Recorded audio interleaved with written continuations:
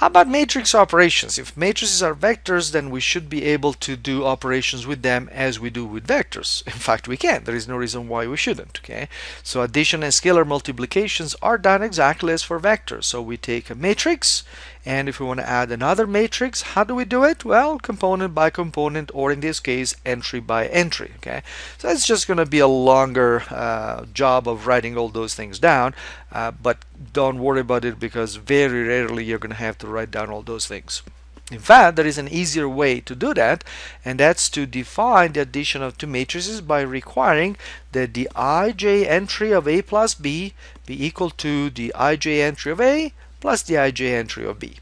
And so that's a much shorter way to do it, and that's a way that will become very useful and very efficient and very convenient in many of the things that we'll do later.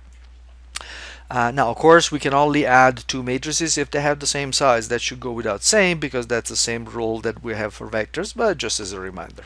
Similarly, if we want to do the scalar product of a vector times a scalar, then what we can do is we can simply multiply each of the entries by the corresponding scalar.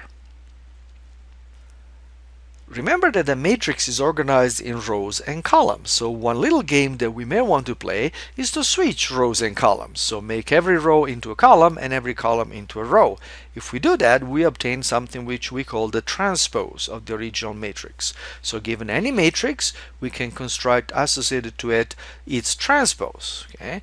And how is it defined? Well, the ij element of the transpose is the ji element of the original matrix. Okay, so another way to look at it is, let's imagine that we have, let's look at just a small matrix like this, a 2 by 3 matrix. So it has 2 rows and 3 columns. So in order to get its transpose, what I'm going to do is I'm going to construct another matrix in this way.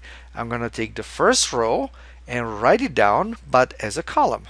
Okay, so A, B, and C, which were the elements of the first row, become the elements of the first column, and correspondingly, the second row will become the second column. Okay, and that's all there is to this idea of a transpose. However, it is an idea that once again will prove useful. We will use it several times. For now, we'll just play with it, and we'll try to get familiar with both notation, the terminology, and how all these things hang together.